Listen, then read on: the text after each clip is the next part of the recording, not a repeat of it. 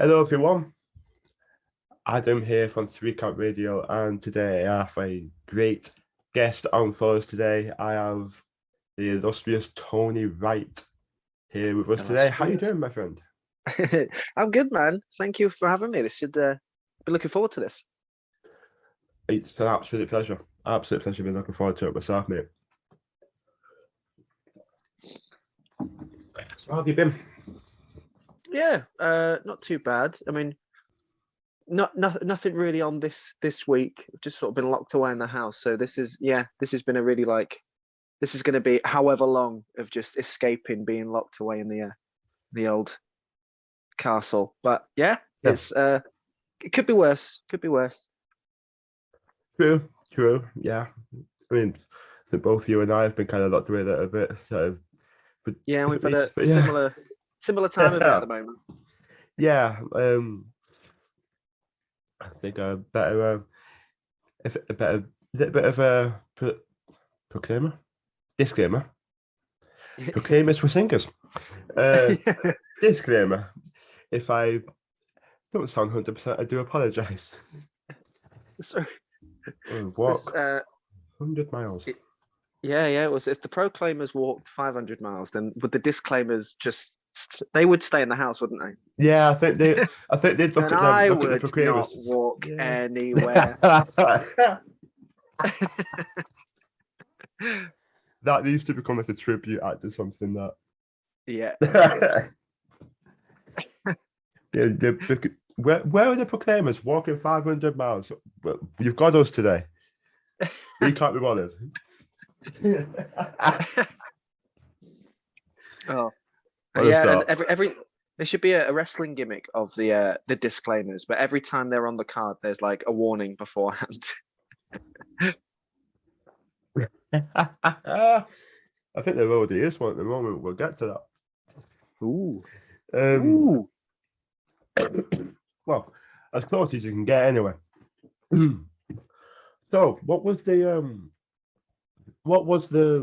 drive and the story to get you into training for wrestling? I had a very weird introduction in the sense of so wrestling was always like my first love. Ever since I was a kid, I absolutely adored wrestling. I've been watching it religiously my entire life. And I've never had like a blip. It's literally been like the one constant. So as a kid, I was always like, oh, I'd love to be a wrestler, but it didn't seem like a thing that was possible. Growing up in Kent, there wasn't schools down there. So I just kind of that was pipe dream. Being a wrestler was like being an astronaut. It's like, right, okay, I've got to think of something a bit more realistic. But one of my other loves was stand-up comedy and just comedy in general. So I took that route. I started doing that. And I've done that for quite a few years. And through comedy, after being on the circuit, doing the clubs, I met Chris Brooker, who formerly of Future Shock Management, still a big part of the company. He's a massive part of the company. But he got me into Future Shock to do ring announcing, and just by my time being there, they invited me down to train because I didn't want to bring up the question because I felt like no, my place is holding the microphone, asking the questions. But yeah, it is like a good community, is the Future Shock, and they just want everyone to sort of enjoy themselves and do anything to sort of like make you happy and like achieve and reach your goals. So I think, yeah, they sort of saw something in me. There's like, maybe there's something more with this guy. And that's how I got into training. So I took a very long route. I started with wrestling, left and did other things, and it suckered me in. So maybe it's fate. Yeah. I don't know. I like it though. I like it. I mean, that's the thing with wrestling. You see a lot on like a higher stage, more like WWE, things like that, where people say, "Oh, you don't come in the right way." And this, like, is there a right way to get into wrestling? I mean, we all get into it because we love it. Doesn't matter how you get into it. Yeah, absolutely. I think it's I always think old school mentality is is what causes that sort of um thought process, you know. Like I think people now are much more open to just sort of like, hey, you do you. You like if this is how life's gone for you and this is the route that you've taken, then good on you. Whereas I think across the board, not just in wrestling, but just in life, I think uh decades and decades before we had more and more of like no tradition, this is how you do it and this is the way it should be done. But I think if anything, um people are proving that tradition isn't always the correct way, because there is no correct way. You just do it. You just do your best. Yeah, bang on. Cannot agree more. Could not agree more. As long as you have love and passion for your craft, that's Yeah. it. That's all you need. Because that, if you have love and passion for your craft, you're gonna make the most out of it, and you're gonna enjoy it. And Yeah. wrestling is so niche that if you enjoy what you're doing and put everything into it, you're gonna produce an amazing show regardless because you're Yeah. enjoying Yeah. it. I also think the unique stories and the unique way people do find themselves like uh, in wrestling eventually, it just creates a more interesting show in general, especially when you know you can draw on the real influences. If there is that traditional guy that's like, no, I had to bust my ass in a warehouse where they didn't even tell me that I was what I was doing. I thought I was doing like jujitsu or something, but they just beat me up. And then these other people are sort of like, oh, I was a gymnast and I always loved wrestling. So then I combine the two, and this is how I've come. You know, if you get all these different stories, the people in the match the dynamic becomes so much more interesting. Because if everyone came through the same way, how would you get anything unique? Exactly. Exactly. I mean, Yeah, AJ Styles did gymnastics in high school with his yeah, girlfriend, and that's how he became the high flying person he is through gymnastics. yeah, and it changed the game. Hmm. Like he really as far as well, he's changed the game in many ways, but as far as you know, obviously high flying was mainly done by like sort of Mexican superstars, and by the time AJ Styles come around, he's in a breed of talent where they were bringing it to America and then on television, and uh he's and that's his life is like his story, like that influenced him to be able to do the things that he's done, and wrestling is better for it. 100%. 100%. The more you bring yourself into pro wrestling, the better it's going to make the scene because each person is individual and unique in their own way. So if you bring that little bit of your unique self into wrestling, no matter what, if it's could be something tiny, like it will only push you to make yourself more individual and by proxy bettering the product and Yeah, bettering the business. definitely. So you started off in announcing. Yeah, How was that? Was it a learning curve going into it? definitely. Because as much as I've got like a lot of different performance backgrounds, every time I do something new, uh, it always feels like I'm completely not ready. I don't know what I'm doing. I've got such a panicky mind that's sort of like, okay, I've been doing comedy for years, so I'm comfortable on a microphone, but this isn't the same job. This is a completely different thing. My job is to help get other people over, and you know, it's crossing, finding the line between like um, being myself and being the best announcer I can be, but also, yeah, not pulling focus. I was never keen on the idea of like uh, trying to be the guy when like I just, you know, I just, there was a lot to think about before going in, and maybe I thought about it too much, but it's just one of those things of once we actually once we actually got to the show and did that first match, the intro, like doing a little intro at the top and then doing the first match, I was like, oh, this is just fun. There's nothing to worry about too much. Just, no one's really paying attention to what you're doing. They just like to hear the names, all this sort of thing. So it's like, I don't know why I create so much pressure for myself when it's actually just, I feel like for me, the whole experience, the first time I got to do it was, right, so I get to be a fan that's in the ring. I'm still watching the show like everyone else. I'm still enjoying it as much as everyone else. But I'm the lucky one that gets to be up close and personal to it. And I like, as much as I love wrestling, I never really got to watch live stuff growing up. It wasn't, couldn't really afford to go to like WWE. And then there wasn't really any local promotion. So it was by working with wrestling, and I think my first ever wrestling show was a announcing for WrestlePro or Pinfall. And that's one of the first experiences I had watching wrestling live. So it's like, what a privilege to see that for the first time up close, but actually be like ringside in the ring. I felt very lucky. I was very lucky. That's brilliant. Absolutely brilliant. It must have been like a rather surreal experience working your first ever live indie show. It must have been rather surreal. Was it one of those? Was it you've watched, like obviously you've grown up watching wrestling, you fell in love watching wrestling.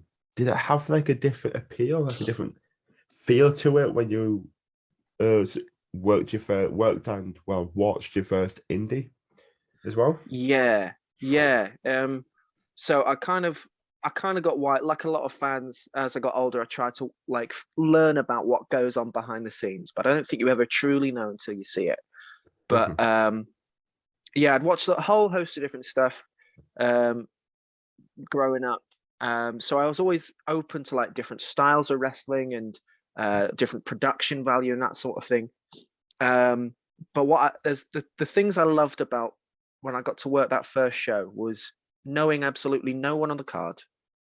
So every single person that went out there was fresh, brand new, exciting. I want to see what they do. I want to see how they present themselves, how they hold themselves. So as a performer, I got to be like, I get to see your process, and I get to see you turn it on and do your work. It's really one of my favorite things as a performer is watching other people work and absorbing it and sort of getting, it fuels my passion, seeing their passion. And also, it was seeing how the show gets put together beforehand, and then the days are long. Show days are very long. For a 2-hour show, it's a 10-hour day, 12-hour day. And seeing the sheer graft and work that people put into it, to do their 15 minutes on a show it's amazing.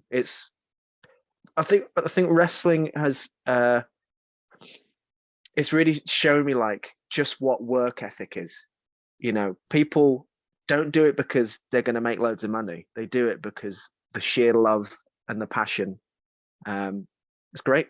That's what I took from it. I was just like, this is a cool business. That's exactly what it is, though. Like that is just pure passion, absolute pure passion. Like there's nothing like it for me. Then, because you and I both know, like I'm kind of hurt, but I'm training.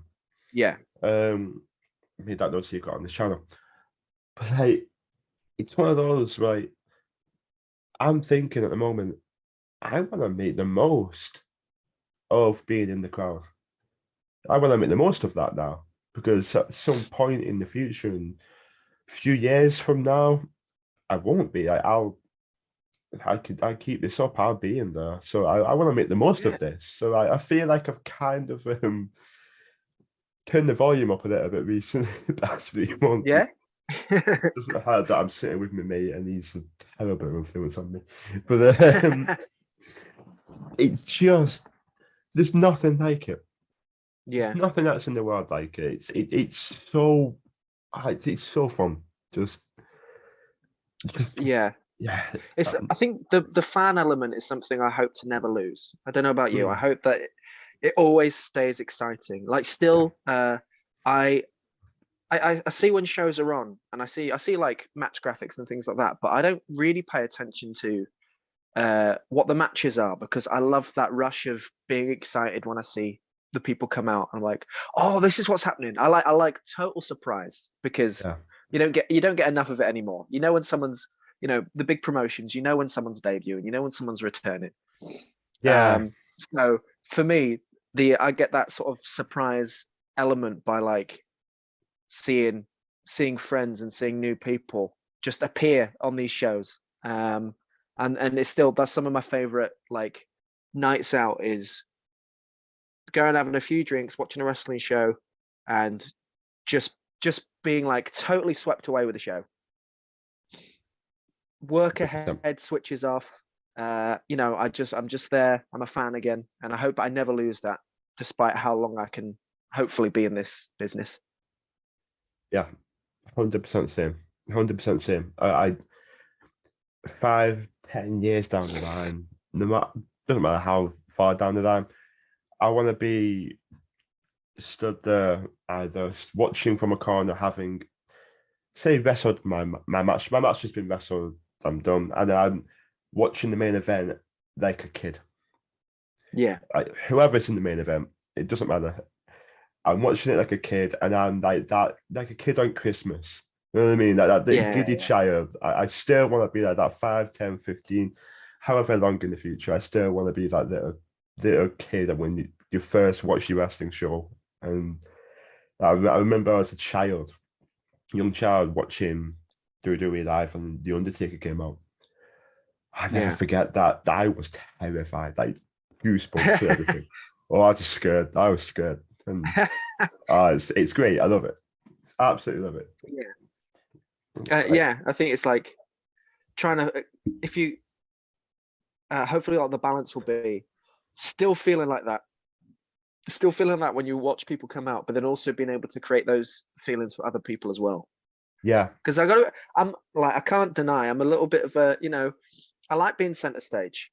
I like people seeing me. I like doing my stuff and making people happy, making people laugh, making people like react. You know, yeah, it's where I need to be. But then, so it's like if I can have my fill of that, if I can get a little bit of center stage, and then go and enjoy the show.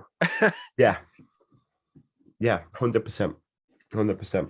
So it's only recently that I've kind of discovered that for me. In high school, I wasn't a wallflower by any means, but drama wasn't for me.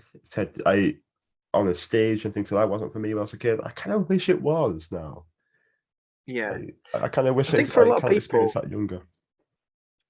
you find it when you find it. Yeah, You know, there's a lot of people that are lucky to have like sort of.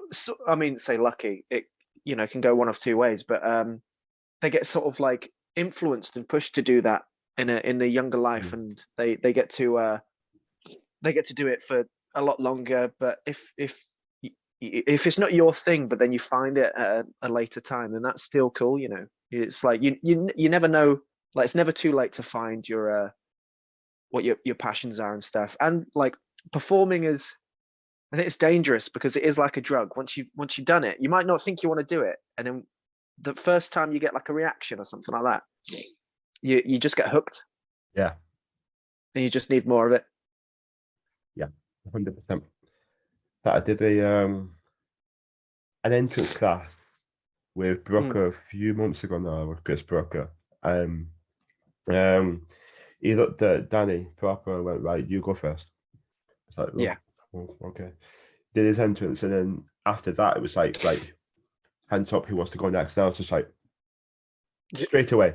And everyone was looking at like, you're actually volunteering to go first. I was like, I want to get out of the way. Yeah. I'm terrified.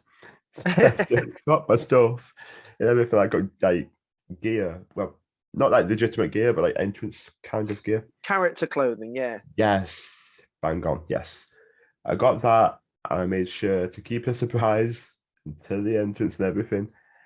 And then that entrance, my legs were the most spaghettied I've they've ever been in their lives. But I loved every second of it. Yeah.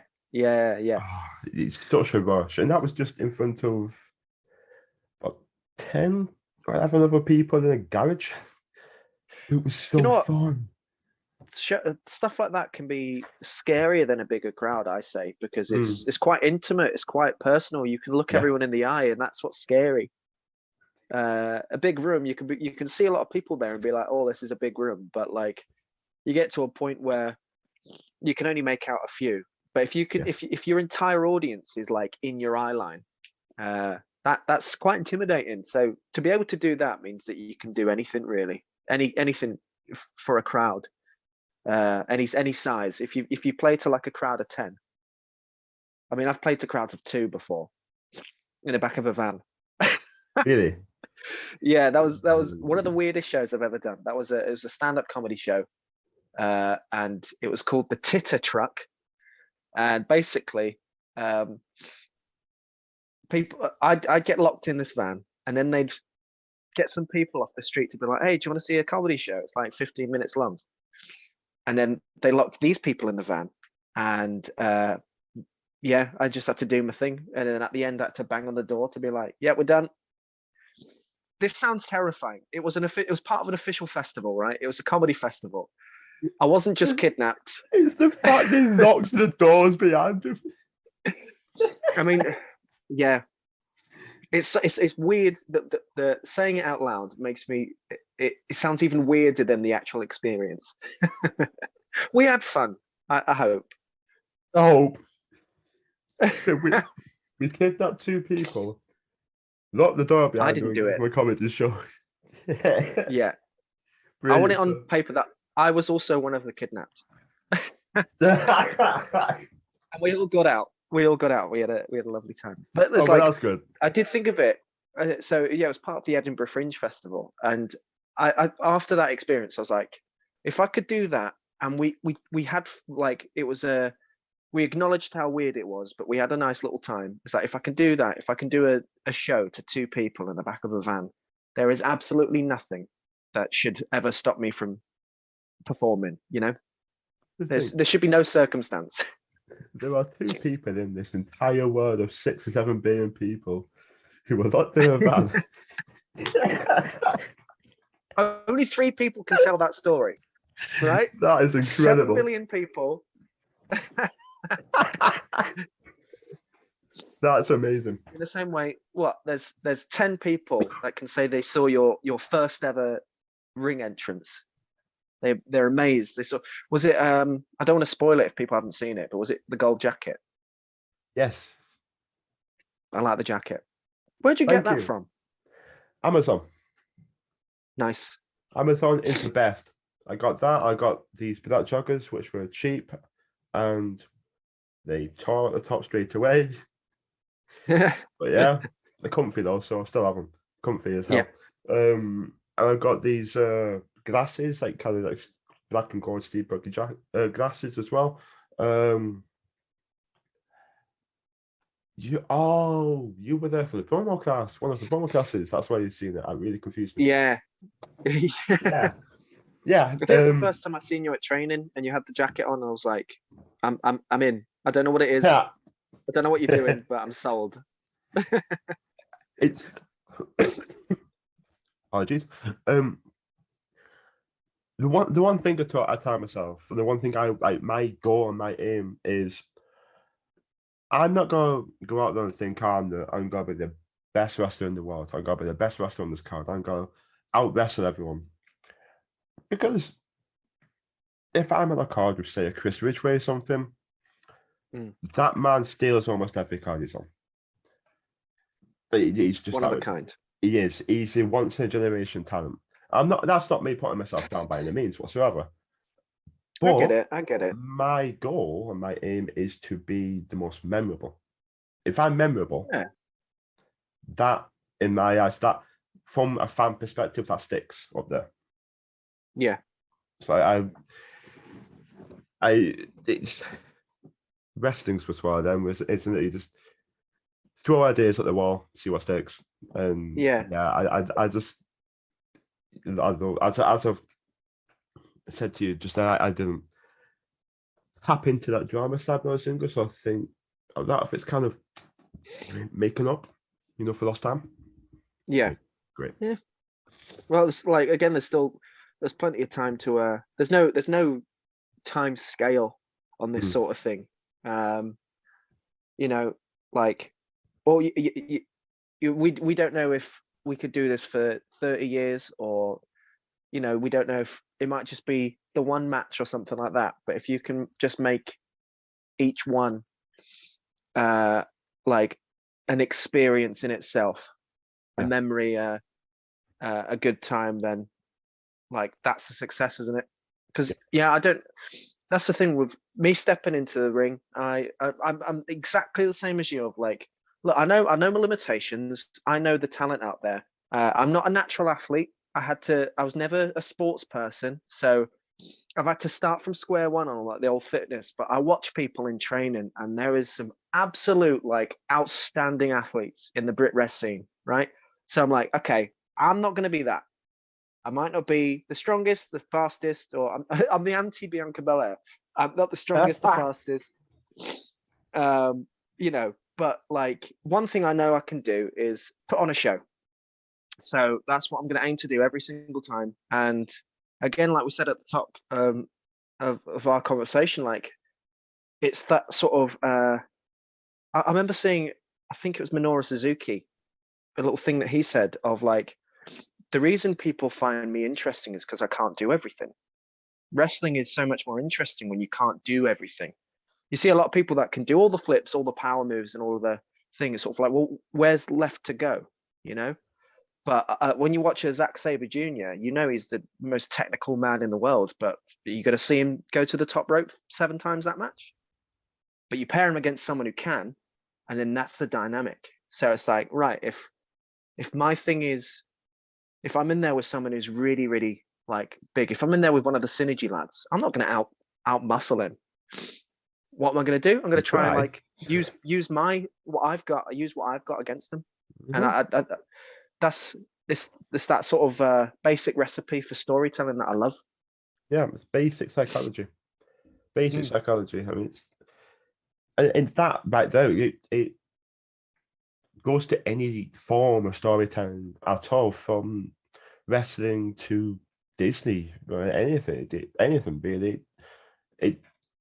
It's playing to what you can do best, playing to your strengths, and it's at the end of the day, the aim of the game is to bring those smiles to the faces of the paying fans, and that for me is my one true goal. Because I've come home, I've left shows with tears of emotion, just at how amazing a show can be, and I want to create that going forward. Yeah. To create the memories and feelings and emotions and heart and passion that I felt going through as a fan. Yeah. And you're only really ever going to do that by catering to what you believe you can do and trying not to be something else. Definitely. Yeah. I think you'll be, just for yourself, you'd be selling yourself short if you try to be anyone other than you. Obviously there's limitations to that, because there's some people that do these amazing gimmicks and characters and things, but even then there's still them in it. There could be a big costume or a big grandiose entrance that is on the surface, but beneath that character is still them. So it's just, I kind of forgot where I was going with that. Swept away. Be yourself. Be yourself. Yeah, 100% be yourself. It's extremely easy, really, really easy for you to think, right, I'm going up in front of the stage in professional wrestling, of all things, I need to be this, I need to be that. No, because if you always needed to be this, that, and this, you need to be big, strong, you need to be fast, you need to do flips, that would mean everybody is doing that. So more to the point, think about what is everybody else doing and what can you do that's different. Yeah. That is when people look at you. Yeah. Definitely. I kind of, I'm in the process now of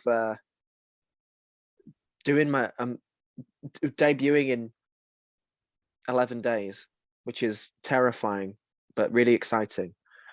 But I'm in the process of like having to get my entire presence set up, choosing music, sorting out like well, I've got like gear and stuff made, but it's sort of like just sort of having to put all that together. And it's the best bit about the whole thing was just going through it and being like, okay, so what can I do that like sort of speaks to me, but then also is a little bit different. And I think fortunately for me, because I'm a very weird fella, those two things go quite hand in hand. I'm quite different to people anyway, so I've chose one of my favorite songs to come out to, which also happens to be a very very funky disco tune from the mid 70s. I like And the sound then of that already. yeah, oh, it's a classic. Everyone knows it. Everyone knows it. And then like for gear and stuff, I've got some of my influences on it. It was all designed to have like little tiny pieces of like my favorites, but also it very much looks like something I would, I would have, So yeah, it's all quite exciting. And I cannot even begin to express how excited I am to see. It's going to be awesome. Like, that show in general is so stacked, it's so strong, but it's going to be such an amazing show. So in all honesty, without putting myself down, I have no idea how I've blagged this. The show is so good. The talent on offer is so good, and it's the biggest LWF show they've done, and little old me is going to be on it. But I can't wait to. I've heard nothing but good things about LWF. I've heard it's fun.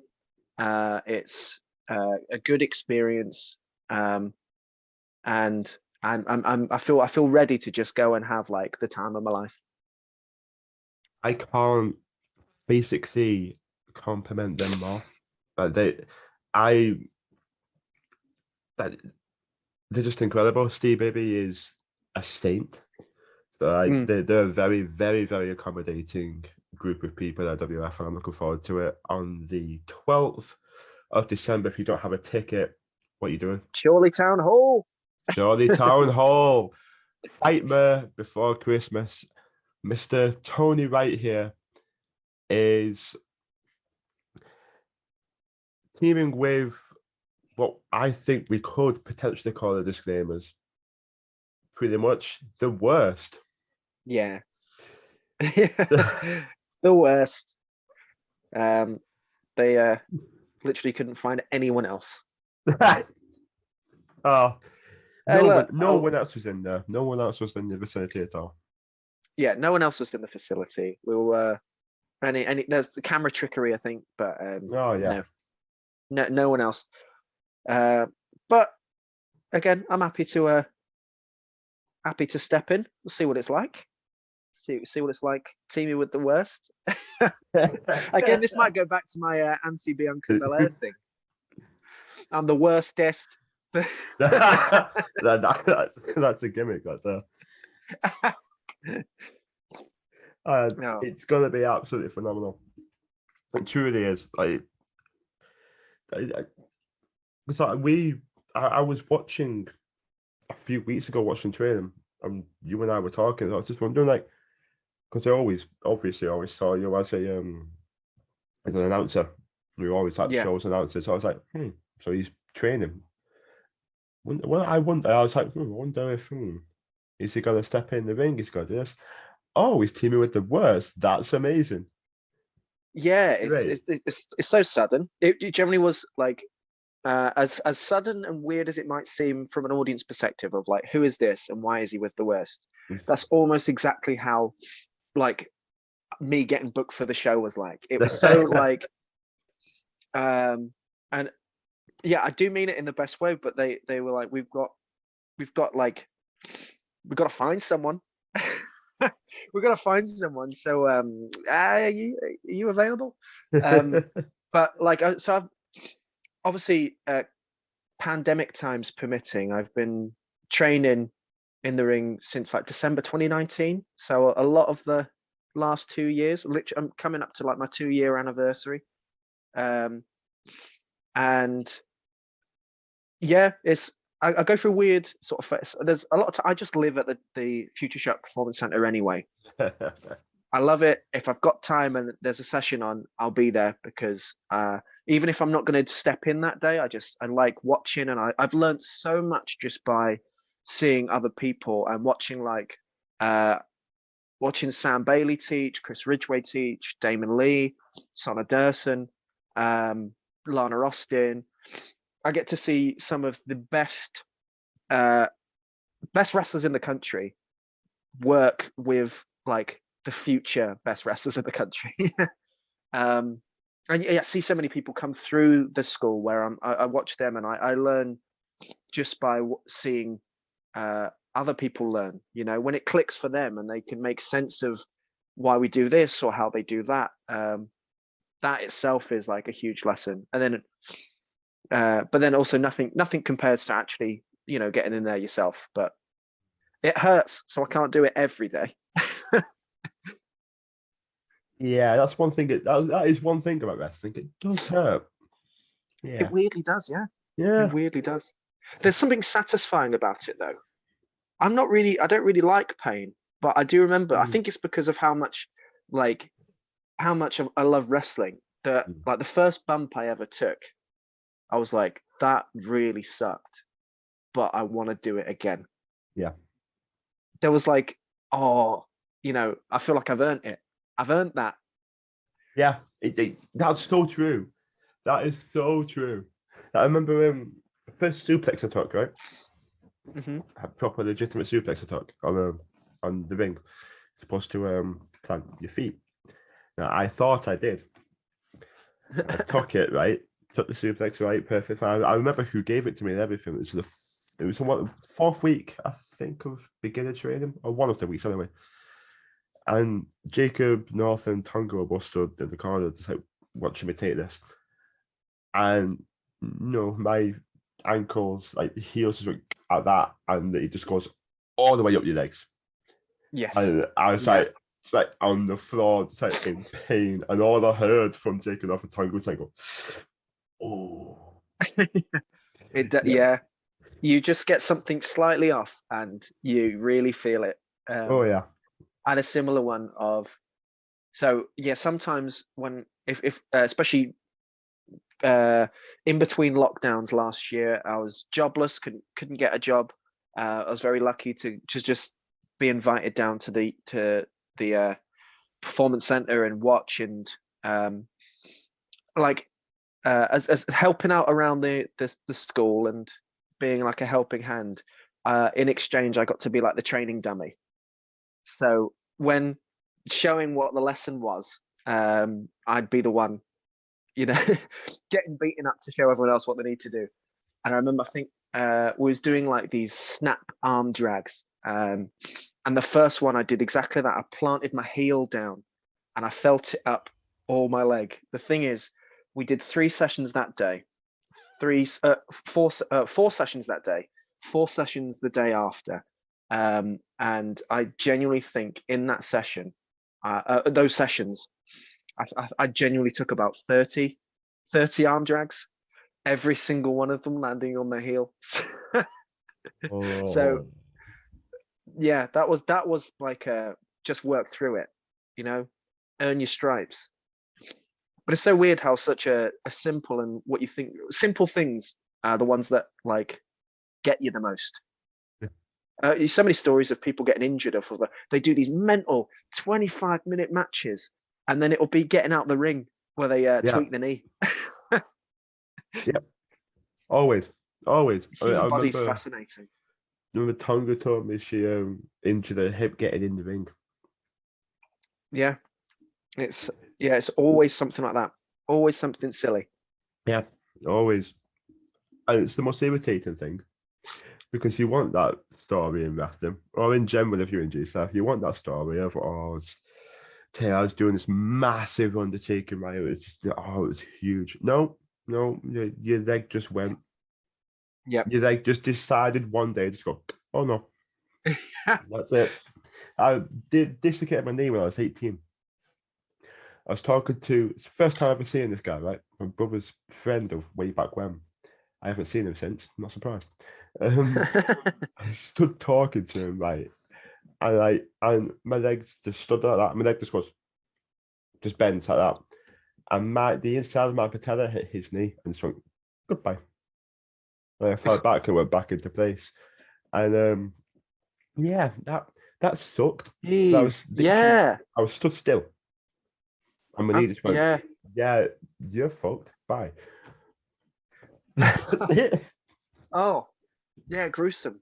Yeah, it was horrible. That's it. But like, I've heard a very similar story that of like when I was a kid, my friend's mum said that when she was at school, she was doing like PE and she was queuing to play to go like to bat in a game of rounders, and just standing in the queue, her leg just snapped. How do these things happen? I don't understand it. I don't get But it.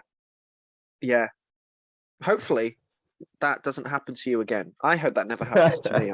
That it just sounds rough. Yeah. It was, yeah. And my friend, I don't think my friend realised it happened until later on. He was out having a drink with my mates. He came back in, he just sees me on the ground. That's a party for you, though. Yeah. Ah, well. Things happen. But yeah, it's just how injuries happen. And yeah,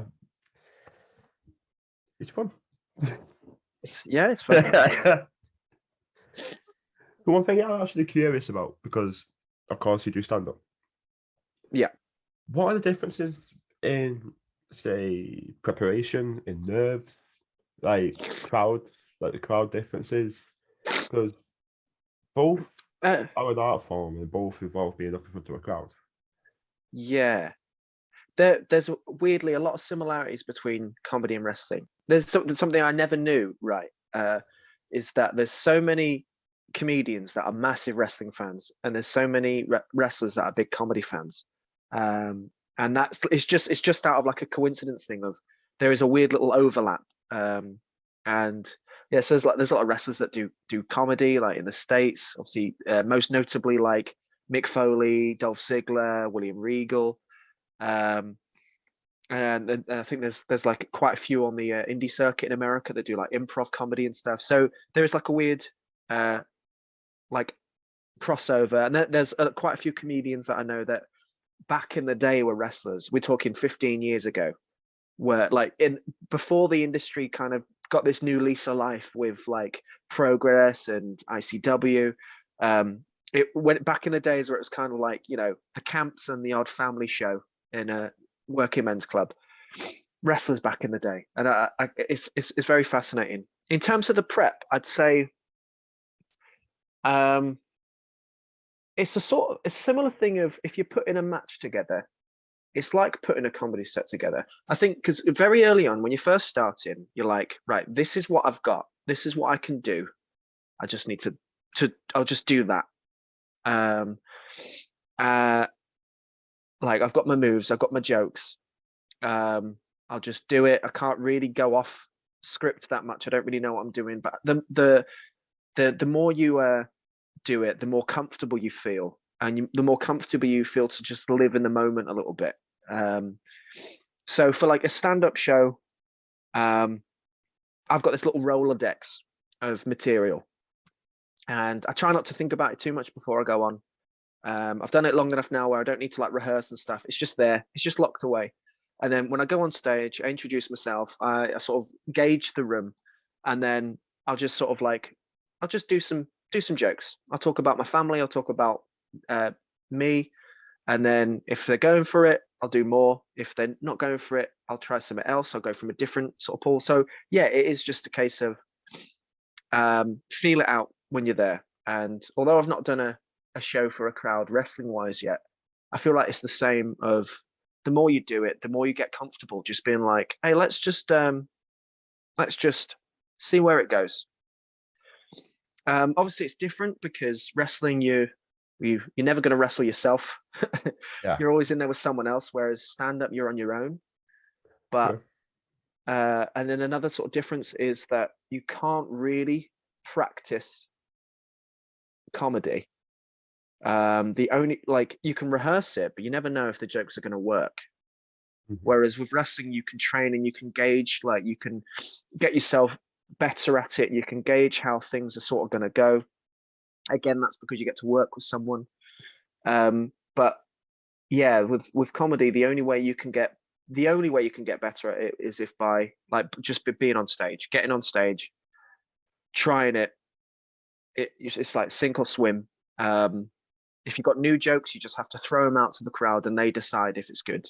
And I guess there's a similar thing of wrestling, of like, you are throwing things out there, trying stuff out, trying new character quirks, trying new, like a new finisher, or, you know, trying different things. And if they don't like it, they're going to let you know. I think it's what I love about the two industries. I think it personally speaks to me as well, because in normal life, I'm quite a reserved, shy person. So performing gets me to be the person I'm not. It gives me confidence. And there's an adrenaline rush to, like, that possibility that, you know, this crowd might not like me. This crowd might think I'm awful. So, you know, I'm gonna give them everything. It's a very, like, it's very personal.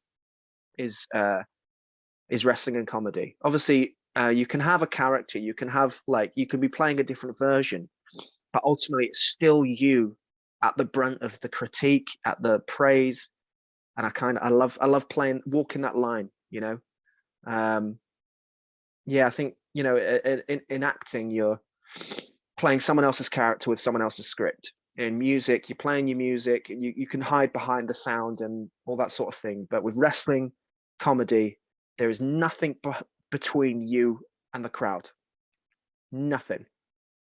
So when you do well at it, it's the biggest possible, like, feeling of joy, I guess.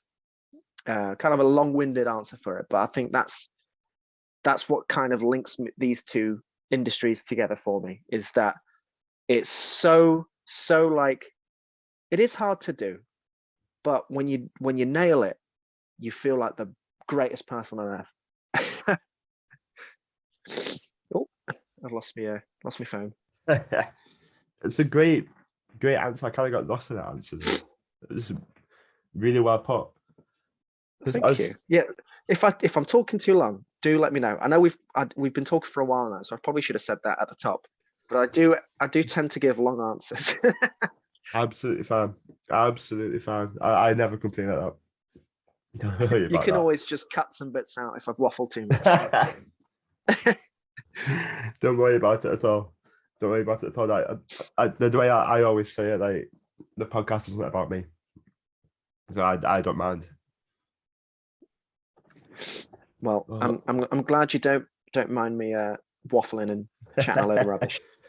I do the exact same thing, so it's absolutely fine. I would be the world's biggest hypocrite if I called you out on that. I'm awful for it.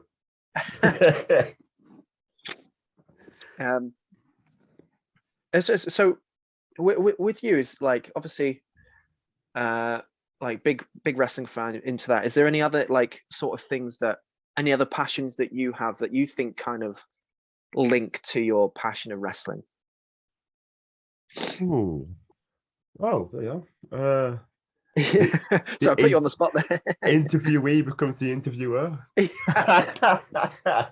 That's your announcer coming out there, isn't it? Yeah. I'm always interested by these sort of things. Again, it's like that. You know, that AJ Styles thing of was a gymnast, and that came and influenced his wrestling style and what he could do in the ring. So it's sort of like, is there an outside influence on your wrestling, on your? I guess it's more of the larger than life aspect of it. Yeah. You get to become this person who you can't. I don't like to sound depressive, but you kind of can't be that person in everyday life. Like, Yeah, if you got what I mean. But I don't know. It's about the way it makes me feel when watching because I've been a fan for as long as I can remember. Wee little laddie. I've always been a massive, massive wrestling fan. Edge, Rey Mysterio, AJ Styles are my top three. yeah, I always will be. Like they truly are goats of they every are. generation. Um, it's one of those where I always wanted to do it. I have epilepsy, so that's one thing that kind of I remember a good few years ago now. I had a suffered a concussion at work Yeah, at Heron. Um, I had a seizure that night because I didn't realize I had a concussion. I went to right. sleep, Yeah, big bad, but I didn't realize I had it. I just thought, oh, bang my head. I had a minute just to rest, and I finished off on the till. I was still stood on the till with the concussion. Like, yeah, no problem. Almost going, yeah. So that put my dream on the shelf for a while. I yeah, went to my friend's house, and she would really like kind of hammered it home like, Adam, this isn't a wise move. This at the other. I'm like, I know. And that's a heavy pill to swallow. So yeah, I uh I kind of went a while after that, like, okay, all right, maybe I can be a manager, I can be a commentator, yeah, I can still get involved. So then I looked at other avenues. I looked at asking people this, that, the other, asking, oh, can I do this? Can I do that? Okay, well, okay, what can I do? I had an hour-long Zoom session at my friend's house, actually, who I mhm, had that conversation with long afterwards. I was like, right, and we were talking and talking about how I can better get myself across. It was an unusual one for Brooklyn because he usually did classes with wrestlers, so it was an yeah, unusual one because I had no experience. Um, but then I would go and watch LWF, I'd go and watch Future Shock, I'd go and watch all these shows, and I'm like, if I don't do it, or at least try, if I don't yeah, train, I'll regret this for the rest of my life. I'll yeah, hate the fact that I didn't at least give it a go. So um, I've I've I went and I trained and I've made some great friends. I've realized right now in training that there are so many people that haven't even been booked for a show that are going to take this world by storm.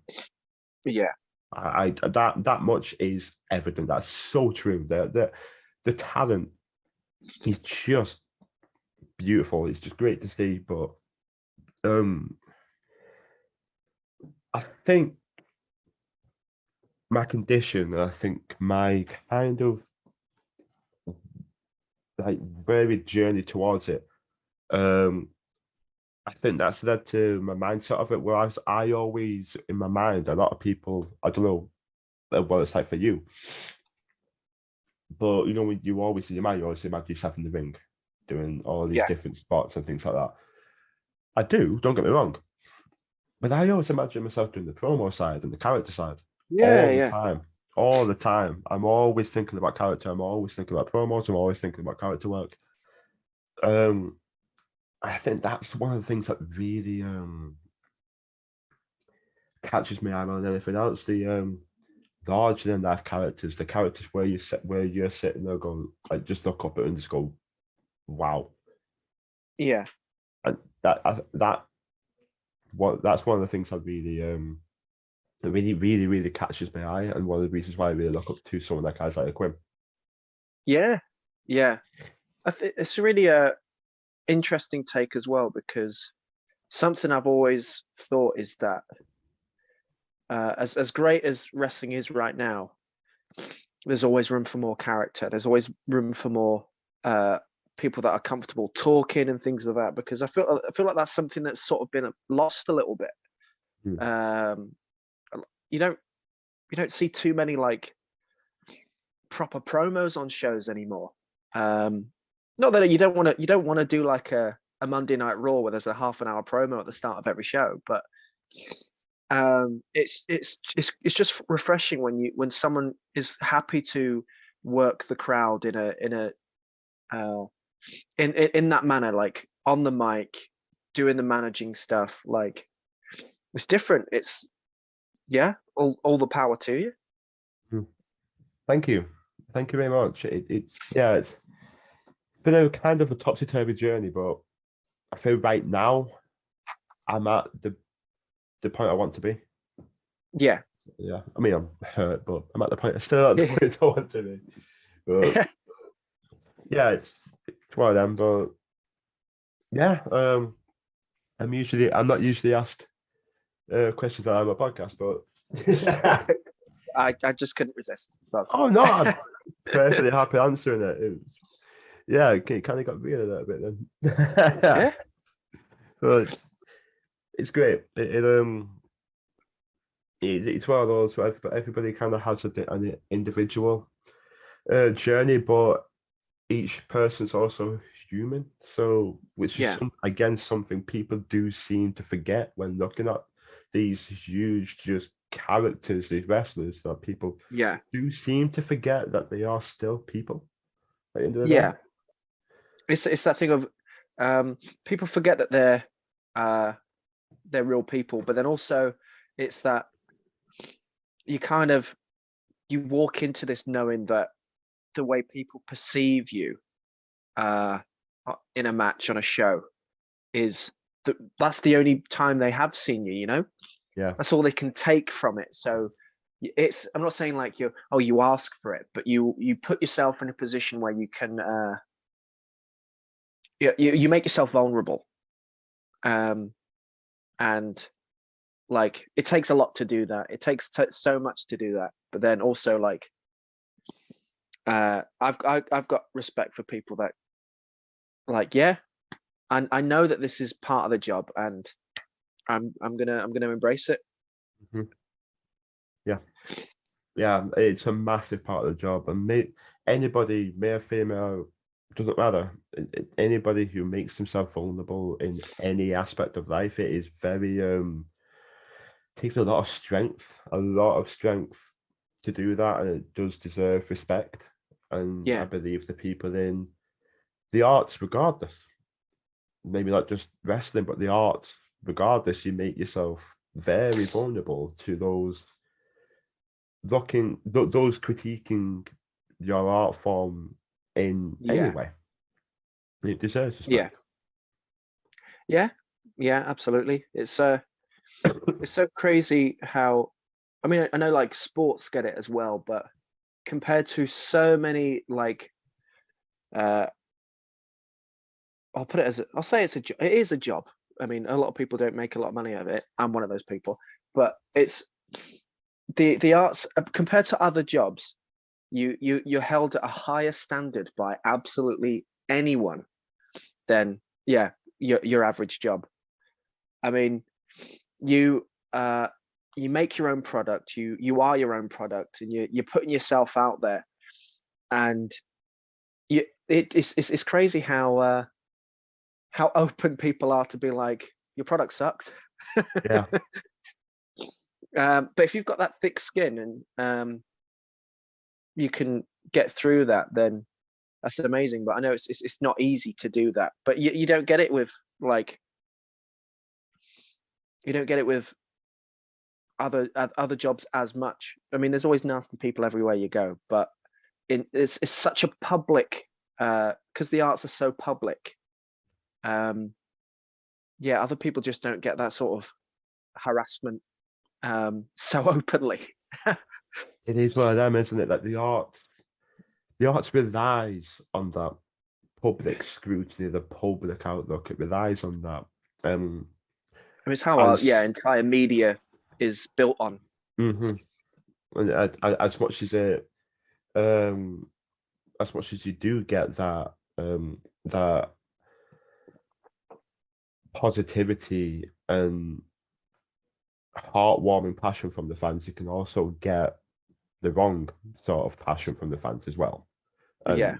unfortunately, that is part and parcel. You're gonna get that, regardless of what happens. Could be a masterpiece. There will probably still be one person, but Yeah. it is one of those things where unfortunately you do need to develop thick skin. Yeah. And that's where like the positive side to all of these things becomes so powerful, because sometimes the negative is we never remember a compliment. We never take a compliment, but we always remember the bad thing people say. Yeah.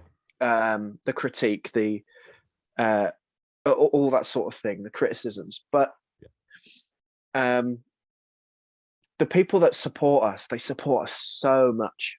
And like, I hope people can, I hope everyone gets to a point where they can just sort of live for that sort of positive energy, because it's so like magical. Yeah. I just like seeing the response people have given me for the announcement for the LWF show, genuinely is like, I had a little happy cry, because I was like, why are people so excited for this? I've not done anything. But in any other sort of, oh, my phone's falling in. Any other circle, you know, if there was one negative comment on that, it would have ruined my day, would have ruined my week. But the response was so positively overwhelming that you know, it's really had an effect on just my everyday life. I've felt so good the last few days.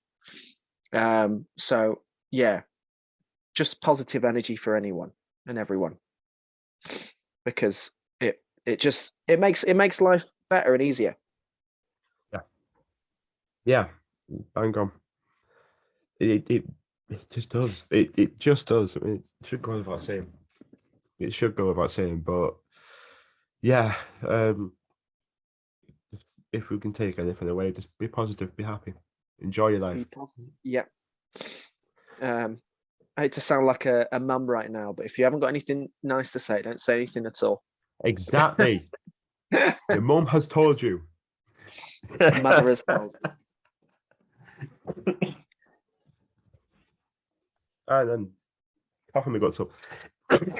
Dear me. Yeah.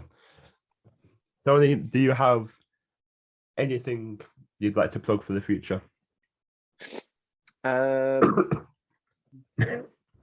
Just indie wrestling. I mean, obviously we've plugged the LWF show quite a lot, but in the new year, if you can't make it down to the show in the new year, just get yourself down to a local wrestling show, or a local show. Take a punt on something you've never seen before, and yeah, just sort of like just go and watch everything. Yeah. No, nothing in particular, but everything. Yeah. If you You'll don't have a like great it, time. don't like it. If you do, you've found something that you like. Yep. Yep. Simple as that. Tony, just do you. Thank you. Thank you. No problem, man. Thank you so much for that. This has been a really, really nice chat. Thanks for having me on. It has. It's been an absolute pleasure. Always a pleasure. And thank you very much for tuning in. See you later.